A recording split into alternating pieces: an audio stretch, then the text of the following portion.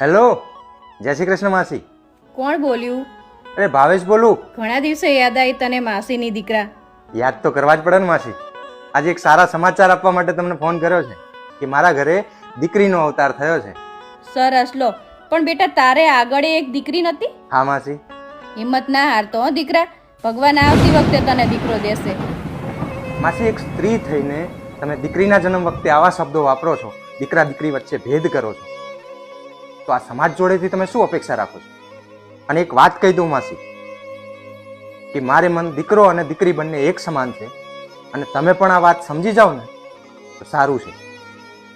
જય શ્રી કૃષ્ણ.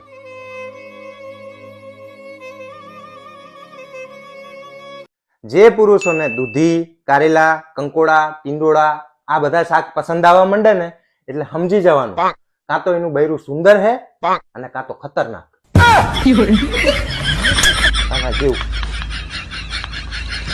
તમારા બૈરાઓનું હારું નહીં. કેમ? વ્રત કરો ને તો હારો પતિ મળે. હાસ તો વળી.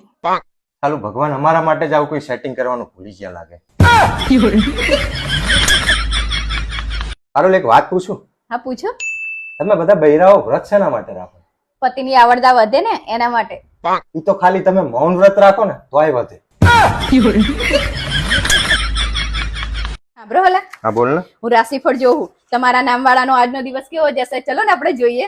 આ રાશિફળ બાશિફળ રહ્યું ને એ વાંઢાઓ માટે હોય. પરણેલાનો દાડો તો કેવો જશે ને બૈરાના ડાચા ઉપરથી ખબર પડે.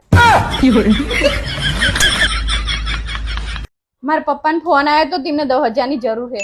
ના હો, હું કઈ આપવાનો નહીં. તમને મારા પપ્પા ઉપર વિશ્વાસ નહીં આવતો? આ વિશ્વાસમાં એક વખત તો બૂચ મારી ગયા, હવે કેટલી વખત હોય? શું કીધું ડોક્ટરે? ડોક્ટરે એવું કીધું કે હવે તમારા ખરતા વાળનું એક જ સોલ્યુશન છે, હેર ટ્રાન્સપ્લાન્ટ કરાવવું પડશે.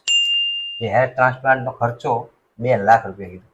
ના હો, આવા ખોટા ખર્ચા કરવાની કઈ જરૂર નહીં. ડોક્ટર ને 2 લાખ રૂપિયા આપો ને એના કરતા મને 1 લાખ રૂપિયાના ઘરાણા લઈ આપશો ને તો હું ટકલાપતિ સાથે રહી લઈશ.